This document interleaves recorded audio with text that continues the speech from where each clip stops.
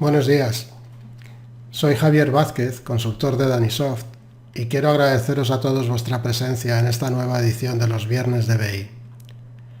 Hoy vamos a hacer una introducción a R para desarrolladores.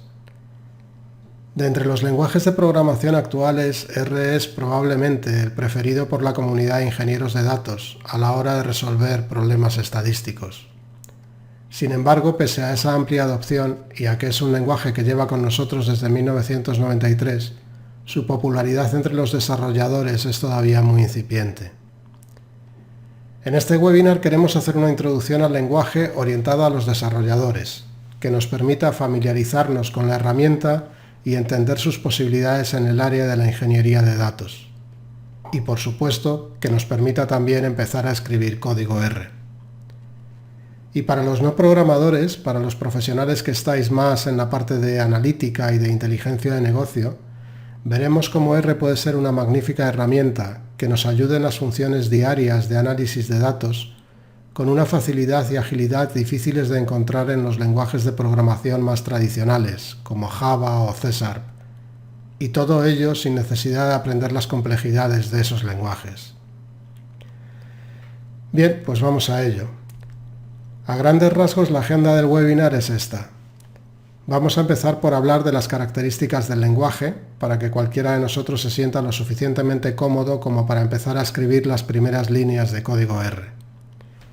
Mientras lo hacemos, vamos también a explorar algunas de las posibilidades que R nos ofrece como herramienta para la ingeniería de datos. Y luego veremos un ejemplo práctico, en el que utilizaremos R para encontrar respuestas a un problema analítico real en el mundo de los deportes, y acabaremos repasando brevemente los principales beneficios que R nos aporta, ya sea como programadores o como responsables de inteligencia de negocio.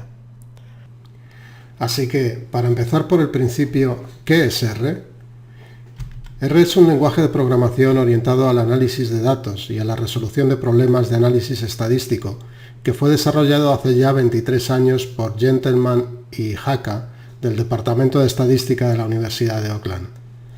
Aunque en realidad no es un desarrollo original, ya que se basa en el lenguaje S, desarrollado a su vez por Chambers y Becker de los laboratorios Bell de AT&T allá por 1976. Gentleman y Haka combinaron S con algunas características de Scheme, un dialecto de Lisp, y lo publicaron como código abierto bajo licencia GNU-GPL. Viniéndonos un poco más a la actualidad, Microsoft ha dado un espaldarazo importante al lenguaje, si es que lo necesitaba, al adquirir el año pasado Revolution Analytics, que es el principal proveedor de software y servicios para R, junto con su implementación del propio lenguaje, comprometiéndose a mantenerlo como código abierto. Fruto de esa adquisición, este año Microsoft ha lanzado Microsoft R Open, cumpliendo con su promesa de mantenerlo como código abierto y haciendo toda una declaración de intenciones al integrarlo con SQL Server, HD Insight, Azure Machine Learning y Power BI. Además de, mediante extensiones de la comunidad, ofrecer también la integración con Visual Studio como herramienta de desarrollo. Como cualquier lenguaje o herramienta tiene sus ventajas y desventajas. Vamos a empezar por las ventajas. Como ya hemos comentado, R es código abierto, por lo que es gratuito y de libre disposición para la comunidad.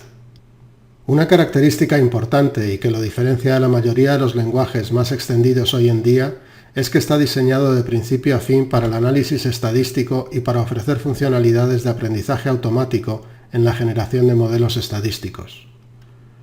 Como vamos a ver enseguida, tiene una gran potencia gráfica que nos permite generar un conjunto de gráficos con literalmente 2 palabras, a la vez que nos da la posibilidad de personalizarlo tanto como queramos. Una de las principales diferencias de R con otros lenguajes es que es interpretado y se maneja con una interfaz de tipo línea de comandos. Eso nos permite ver de manera inmediata el resultado de cada línea de código que escribimos, sin necesidad de compilar y ejecutar un programa completo con varios cientos de líneas de código. A la vez, ese código se puede guardar en formato de scripts de R para reutilizarlo y/o editarlo siempre que nos haga falta. Otra de las grandes ventajas de R es el enorme número de paquetes de extensión disponibles para ampliar la funcionalidad que viene de caja. Podemos encontrar paquetes para resolver prácticamente cualquier problema en el que estemos trabajando, dotando al lenguaje de una gran flexibilidad. Por último, alrededor de R hay una gran comunidad de profesionales siempre dispuestos a echar una mano al que da sus primeros pasos con el lenguaje.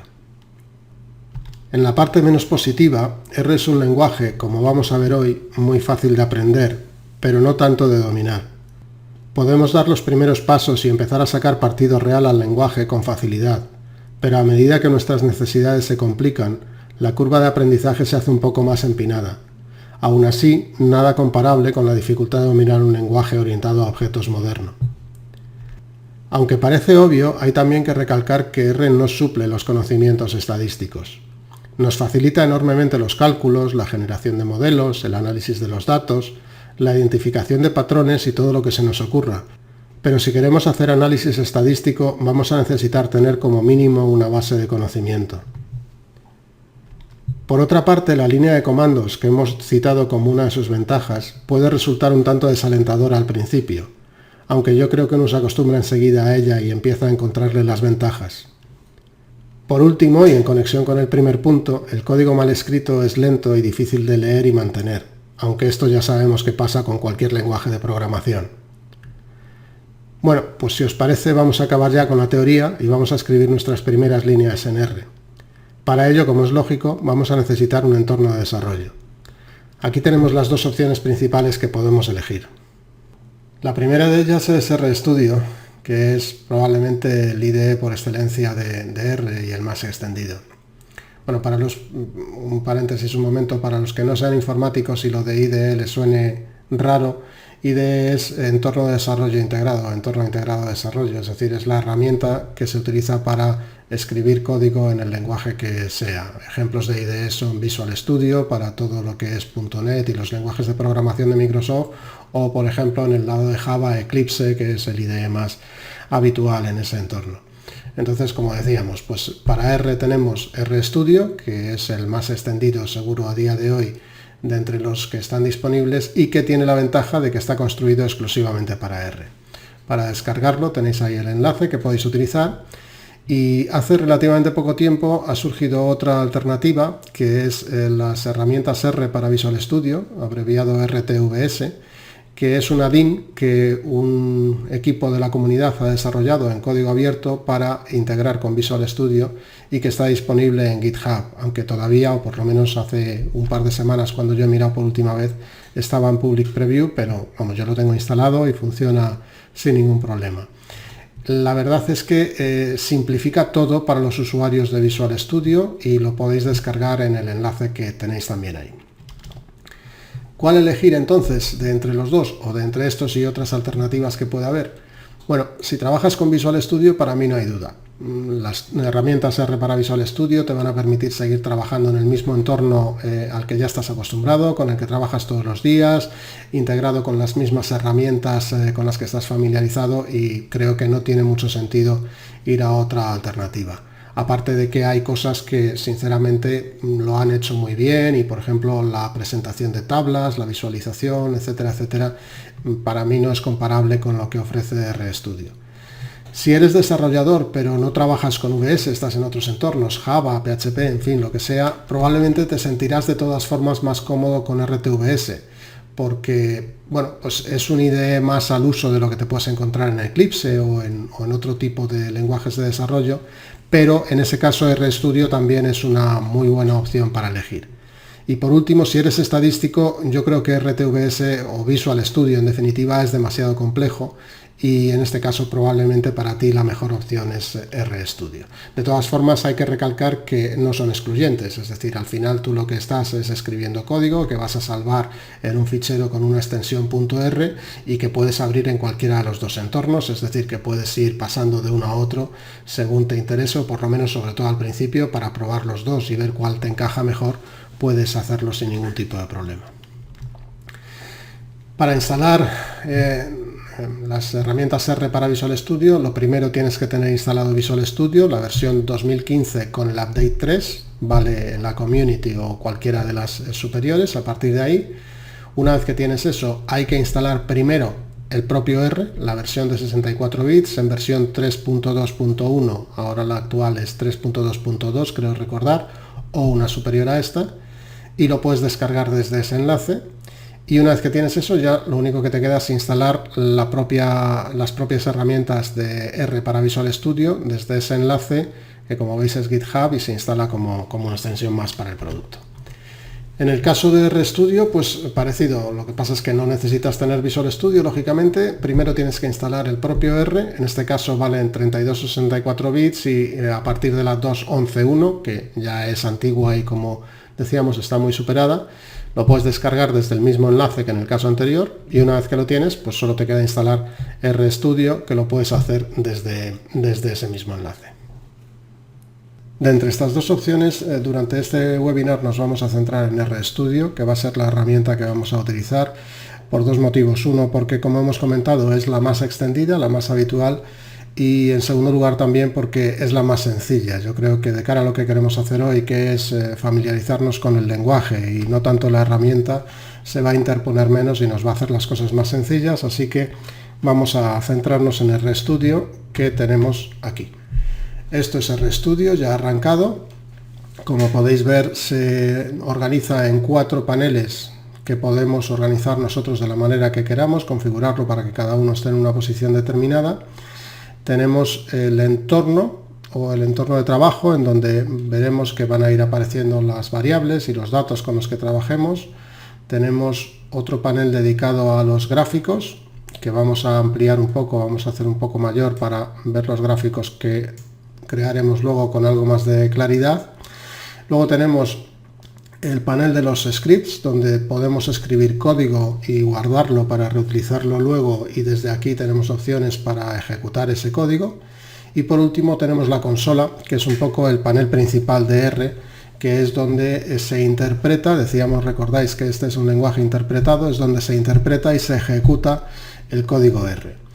Siempre veis que hay una interfaz de línea de comandos tipo DOS y es lo que tenemos, y siempre puedo ejecutar directamente un comando o una operación en la consola. De hecho es así, como decimos, en modo interpretado, como se trabaja habitualmente en R. Por ejemplo, yo puedo escribir 3×2, pulso retorno y R automáticamente interpreta lo que yo he escrito, lo ejecuta y me devuelve el resultado de la operación que he solicitado, que en este caso son 6. Como sabéis, por lo menos los programadores, no hay primer uso o primera experiencia de un lenguaje que no empiece con el famoso hola mundo. Bueno, en R no tenemos algo directamente parecido a lo que sería un programa hola mundo en otros lenguajes, pero sí podemos, simplemente esta sería, si queréis, la versión para R, sí podemos escribir hola mundo y pulsando retorno él nos lo devuelve. Bueno, pues ahora que ya hemos cumplido con esta primera formalidad, vamos a empezar a hacer alguna cosa un poco más práctica. Por ejemplo, ¿cómo trabajamos con variables en R? Bueno, la forma más sencilla es escribir el nombre de la variable y asignarle su valor. De hecho, en R la declaración y la asignación de los valores de la variable habitualmente se hace siempre en la misma instrucción. Por ejemplo, yo puedo decir ciudad es igual a Madrid. Si os fijáis, no he utilizado el signo igual, sino que he utilizado esa combinación de menor que y guión. Así es como se escribe la igualdad en R, aunque es cierto que en versiones más recientes se ha ido avanzando en eso, y ahora realmente yo también puedo escribir ciudad igual a Barcelona. Y si yo ahora pido el valor de ciudad, pues veremos que efectivamente es Barcelona. En cualquier caso, como el estándar es el menor guión, es en lo que vamos a seguir utilizando durante todo el webinar, pero si os suena un poco raro o no estáis acostumbrados a ello, como me imagino que no lo estaréis, recordad que siempre podéis utilizar el signo igual en sustitución y con eso funciona perfectamente. Bien, todas las variables que vamos creando, como comentábamos antes, se guardan en algo que llamamos el workspace, o que aquí se denomina environment.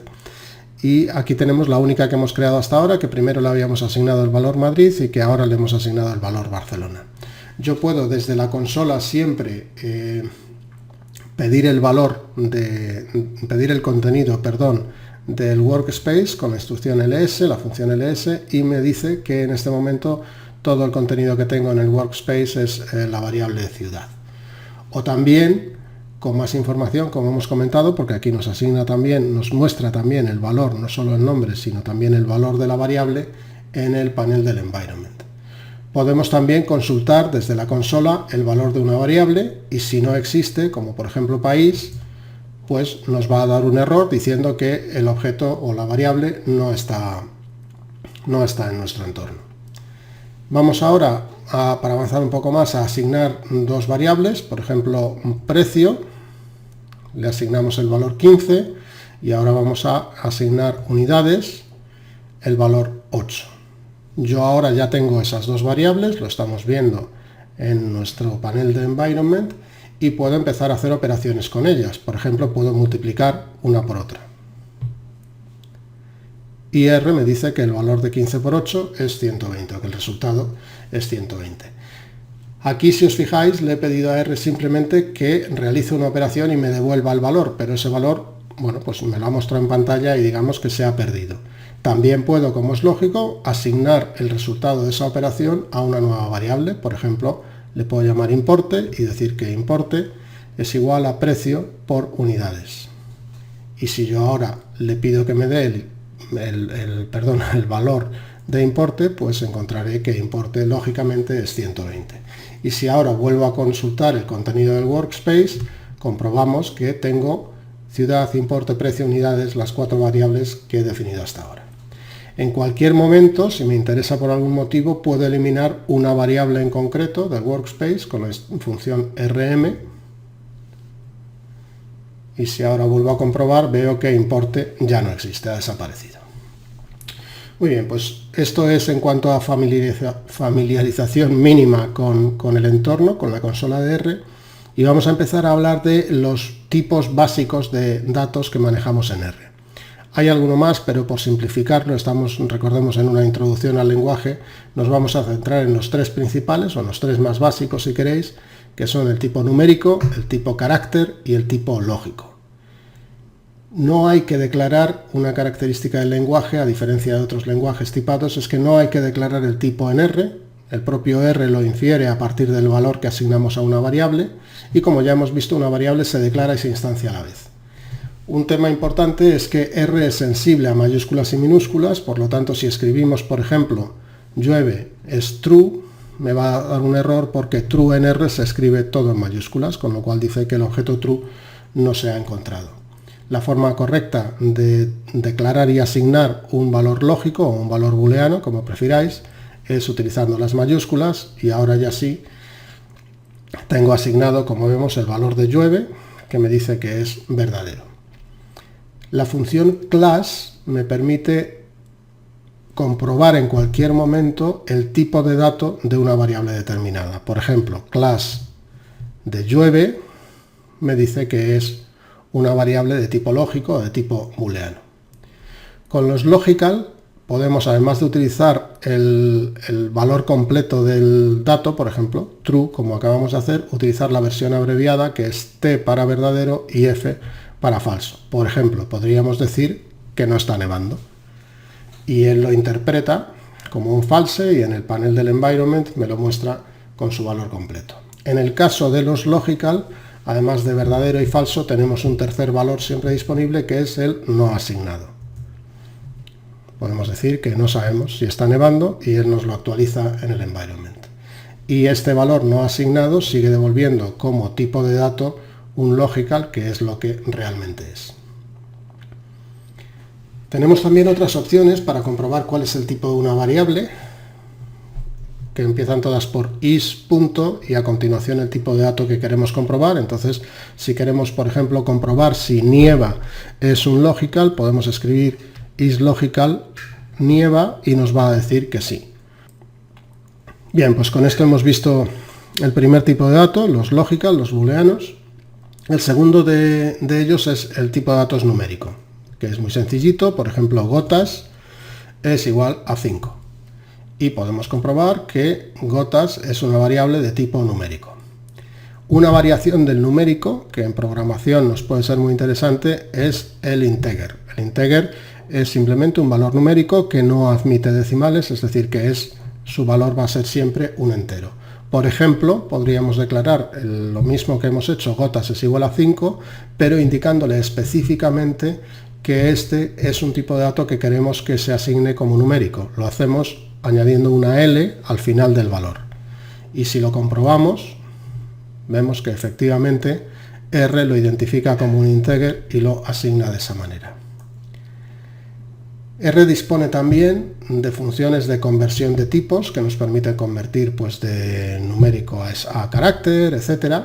Por ejemplo, podemos decir que queremos el valor falso convertirlo a numérico. Y R lo hace.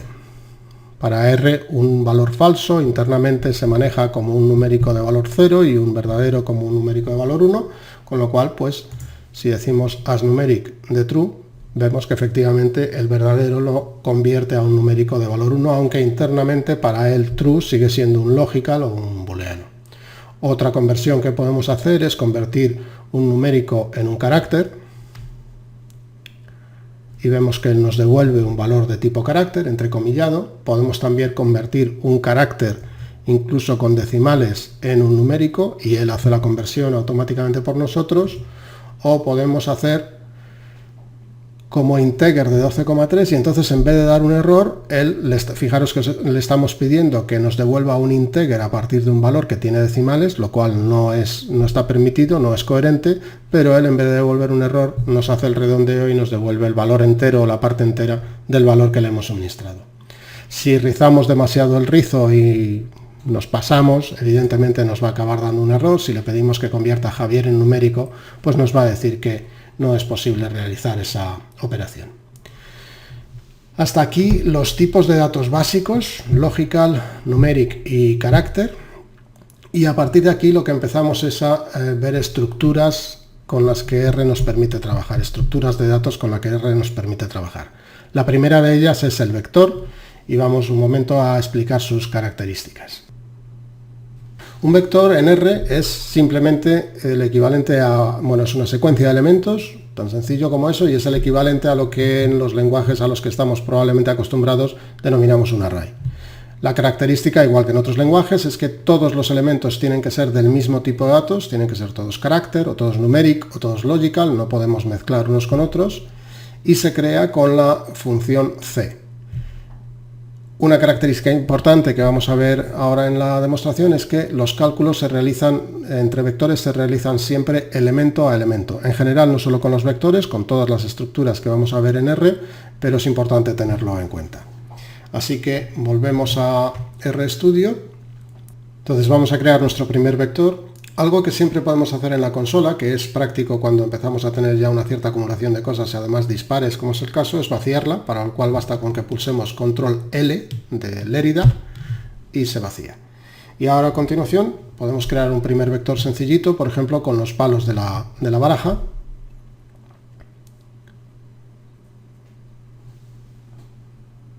Y podemos comprobar que R ha cogido los valores que hemos asignado y que efectivamente nos ha creado un vector con ellos. Podemos también consultar el tipo de dato que R ha adjudicado a los palos. Y aquí, en vez de decirnos que es un vector, vemos que lo que nos dice es que es de tipo carácter, es decir, está identificando el valor o el tipo de dato de cada uno de los elementos que le hemos pasado y nos dice que es de tipo carácter. ¿Cómo podemos entonces comprobar que estamos hablando de un vector y no de otra cosa? Bueno, pues siempre recordáis, tenemos la función is.lo que sea y en este caso pues podemos decir is.vector y comprobamos que efectivamente palos es un vector. También podemos crear vectores numéricos, por ejemplo, con los 6 valores posibles de un dado y comprobar que R nos lo ha asignado correctamente. O podemos hacer algo que nos sea un poquito más útil para demostrar las funcionalidades de los vectores. Por ejemplo, creamos un vector al que llamamos ventas, que incluye las ventas, por ejemplo, supongamos de nuestro trimestre, hemos vendido 1.500 euros, o 2.200 y 1.800. Otra cosa que podemos hacer con los vectores, que nos es muy útil, es asignarles nombres a cada uno de los elementos del vector, lo cual nos va a permitir identificarlos y direccionarlos luego específicamente. Por ejemplo, decimos que hemos vendido 1.500 euros en hardware, 2.200 en software y 1.800 en servicios. Y si yo ahora consulto el contenido del vector ventas, veo que efectivamente R lo ha identificado y que además me lo empieza a mostrar en un formato un poco más útil para las funciones de análisis de datos, que en definitiva es lo que nos interesa hacer con R. Podemos quitar siempre, recordar, un elemento de nuestro entorno. Hemos eliminado ventas, ya no está. Si pido su valor me va a decir que el objeto no se ha encontrado, y si lo volvemos a crear un momento, ahí lo tenemos. Otra forma, que es lo que quería demostrar ahora, de asignar nombres a los vectores es creando un vector independiente, vamos a llamarle tipos, en el que escribimos los nombres que queremos asignar a cada uno de los elementos, lo consultamos y vemos que están los que tienen que estar, y a continuación utilizamos la función names para asignar los nombres contenidos en tipos a nuestro vector al que llamamos ventas, y si ahora pedimos los valores de ventas vemos que efectivamente ha hecho la función. Otra función importante en R que vamos a utilizar mucho trabajando con él es la función str, que me devuelve la estructura de cualquier tipo de dato, de cualquier tipo de estructura en R. Vamos a ver que haremos cosas bastante avanzadas con él. Y en este caso es un ejemplo sencillito, pero R me indica que es un vector con nombre de 3 elementos cuyos valores son estos, y que además los nombres de esos 3 elementos son hardware, software y servicios. Bien, en este caso probablemente no me aporta mucha información sobre lo que ya tengo utilizando esta otra variación, pero veremos que más adelante en ejemplos más complejos sí va a ser información útil. La función length, como es habitual en otros lenguajes, me da la longitud en elementos del vector. Y los elementos de un vector, hemos comentado antes, recordar que tienen que ser todos del mismo tipo. Así que, ¿qué ocurre si intento mezclar tipos distintos, tipos de datos distintos en un mismo vector? ¿Qué es lo que va a pasar? Bueno, de momento no ha protestado, así que vamos a ver qué valores ha cogido. Y fijaros que lo que él ha hecho es utilizar lo que llamamos coerción, es decir, ha forzado el cambio de tipo de dato de los que no coinciden o de los que no son interpretables, y siempre hacia el más permisivo de los tipos de datos que se están utilizando. En este caso el más permisivo es el tipo carácter, que los puede alojar a todos, y por lo tanto los 3 los ha convertido a su variación en tipo carácter. Compruebo y veo que efectivamente me identifica que es un vector de tipo carácter. Operaciones entre vectores o operaciones de vectores con elementos. Puedo utilizar operadores aritméticos con un vector, y los cálculos, como decíamos, siempre se realizan elemento a elemento.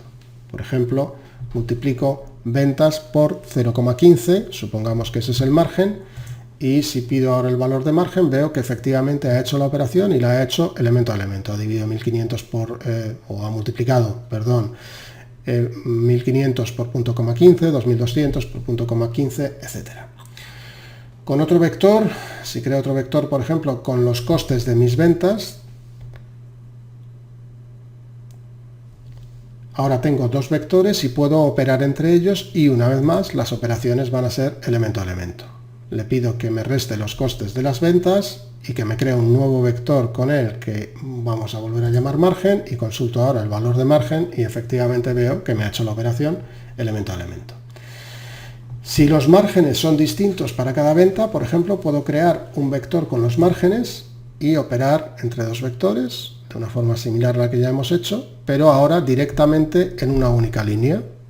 Creo el vector y lo utilizo como operando en la operación de multiplicación, y el resultado pues vuelve a ser el que tiene que ser como resultado de operación elemento a elemento.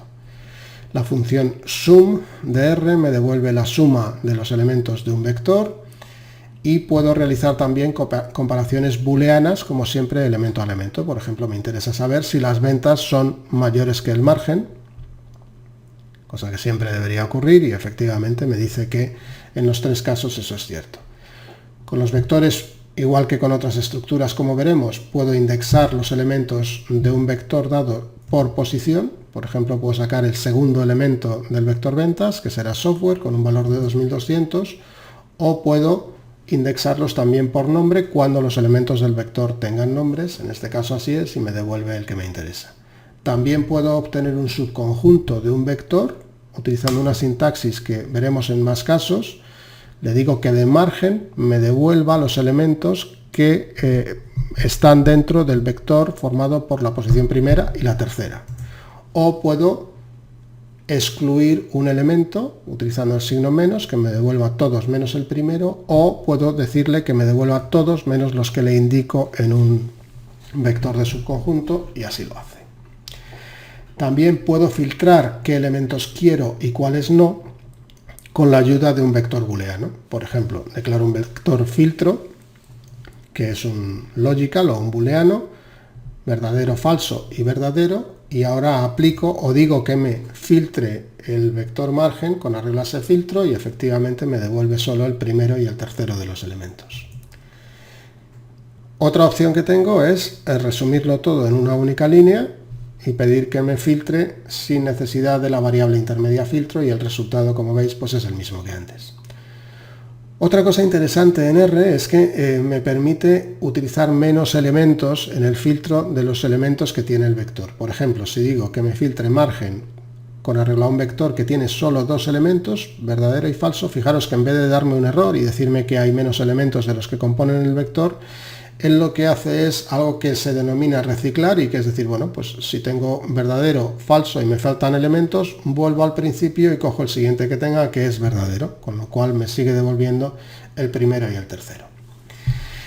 Bueno, y con esto hemos acabado los vectores, un repaso rápido, y vamos a por la siguiente estructura en R, que son las matrices. Las matrices son simplemente, igual que hemos visto que los vectores son una secuencia de elementos de una sola dimensión, las matrices son secuencias de elementos de dos dimensiones, en las que, igual que antes, todos los elementos tienen que ser del mismo tipo de datos, organizados en este caso en filas y columnas, y se crea con la instrucción matrix, con la función matrix, igual que antes lo hacíamos con la función vector. Igual que antes también, los cálculos son siempre elemento a elemento, como vamos a ir viendo. Bueno, pues volvemos a RStudio, vamos a limpiar la consola para partir de cero, y para crear una matriz decíamos función matrix y le paso los elementos que quiero que compongan la matriz y, por ejemplo, el número de filas que quiero que tenga esa matriz. Decimos matrix, elementos del 1 al 12, en este caso él va a interpretar que 1, 2.12 significa todos los números del 1 al 12 y organizado en tres filas. Como veis, siempre nos rellena por columnas, del 1 al 3, del 4 al 6, etc. Puedo también indicar el número de columnas que quiero en vez del de filas, es el mismo ejemplo pero cambiando el orden, y él sigue, aunque ha cambiado, ahora ya solo tengo tres columnas por cuatro filas, él sigue rellenando por columnas. Este comportamiento por defecto lo puedo cambiar diciéndole que quiero que rellene por filas, si volvemos al mismo ejemplo de antes, pero añado byRow igual a true, y entonces él rellena por filas con 4 columnas y 3 filas en este caso. Puedo especificar también el número de filas y de columnas, ambos valores, y si, como es este caso, el resultado va a tener 3 por 4, 12 elementos y yo solo le estoy pasando 6, pues igual que ya hemos visto en algún ejemplo anterior, R recicla y me rellena desde el 1 al 6 y luego repite otra vez del 1 al 6. Ahora bien, el reciclaje solo funciona con múltiplos o submúltiplos exactos. Es decir, si digo, por ejemplo, una matriz con 5 elementos en 3 filas y 4 columnas, me da un mensaje de error porque 5 no es múltiplo ni submúltiplo de 12. Puedo combinar dos vectores también como columnas para formar una matriz. Por ejemplo, me combina por columnas dos vectores de dos elementos cada uno de ellos, ahí lo tenemos, o combinarlos exactamente igual pero por filas, rbind, combíname por filas, dos vectores de dos elementos. Puedo asignar, igual que siempre, una matriz a una variable, igual que con cualquier otro dato. Le digo que la matriz de 12 elementos en 3 filas me la asigne a m y compruebo que m efectivamente tiene el contenido de esa matriz. Y una vez que he creado esa matriz, le puedo, por ejemplo, añadir filas con la función rbind. Le añado a la matriz m una nueva fila que lógicamente tiene que tener tantos elementos como columnas tenga mi matriz original. Ahí lo tenéis. Otra cosa que puedo hacer, igual que veíamos en el caso de los vectores, que le podía asignar nombres a los elementos, es asignarle nombres a las columnas. No me complico la vida, nombres muy sencillitos, y lo compruebo, ahí lo tenéis. O también puedo asignar esto mismo lo podría haber hecho en una misma instrucción, y además puedo también crear una matriz en la que directamente en la instrucción de creación y asignación de valores le indico ya los números, y lo puedo hacer no solo para las columnas sino también para las filas. Por ejemplo, creo una nueva matriz con 12 elementos, con 3 filas, y le digo que los nombres van a ser la lista de 2 vectores, el primero para los nombres de las filas y el segundo para los nombres de las columnas. Si lo compruebo ahora, veo que efectivamente ha hecho lo que le hemos pedido. Igual que con los vectores, puedo obtener subconjuntos de una matriz por sus posiciones. Le digo el elemento de la fila 2, columna 3, y me devuelve exactamente ese, un elemento único. O puedo pedir subconjuntos por filas, la fila 2, todas sus columnas, o por columnas, la columna 3, todas sus filas. Fijaros que lo que me devuelve en estos casos, en estos dos últimos casos, es un vector. O puedo indexar también elementos individuales por su posición, es decir, algo parecido a lo que hemos hecho al principio. Devuélveme el elemento de la fila 2, columna 3, ahora en vez de decirlo en formato fila-columna, lo digo en formato posición. Si os fijáis, el elemento, bueno, en este caso es ordenado, con lo cual es evidente, pero el séptimo elemento sería, recordar, hemos rellenado por filas, luego primero, segundo, tercero, cuarto, quinto, sexto, y el séptimo es precisamente el que nos ha devuelto. También puedo utilizar vectores para definir subconjuntos. De la fila 2, devuélveme los elementos de la segunda y la tercera columna, o tanto para filas como para columnas utilizar vectores para definir los subconjuntos, con lo cual el resultado es una matriz, pero en este caso solo de 2 filas por 2 columnas. Igual que por posiciones, dentro de la matriz puedo obtener subconjuntos utilizando los nombres de las columnas y de las filas, si es que los tengo definidos, como es mi caso, o cualquier combinación que se me ocurra. Yo creo que os vais haciendo una idea de las posibilidades que permite. Igual que antes, puedo utilizar vectores de booleanos para establecer subconjuntos o para indexar elementos. Y igual que con los vectores, también puedo realizar operaciones aritméticas con las matrices. Por ejemplo, puedo coger nuestra matriz y dividirla por 2, y lo que veo es que el resultado es la división de cada uno de los elementos de la matriz por 2. Igual que antes, igual que siempre, las operaciones son elemento a elemento. Puedo pedirle que me sume también 23, por ejemplo, a cada uno de los elementos, y ahí tengo el resultado, y puedo asignar, como siempre, el resultado de una determinada operación a una nueva matriz, que será la que albergue el resultado de la operación. Ahora que tengo 2 matrices, puedo decirle también que quiero operar entre 2 matrices y que quiero que me reste, por ejemplo, la primera matriz de la segunda, y el resultado, me pongo muy pesado, insisto, pero es siempre elemento a elemento. Ahí tenemos 23 como resultado. Puedo hacer una multiplicación, un producto de matrices, multiplico las 2 matrices, y aquí es donde quizás se ve más claro. Esto no es un producto de matrices tal como se entendería en términos matemáticos, sino que es el resultado de multiplicar estas 2 matrices elemento a elemento. La función callSums me devuelve la suma de los valores de las columnas de una matriz, y lo mismo con la rowSums, que lo hace con las filas.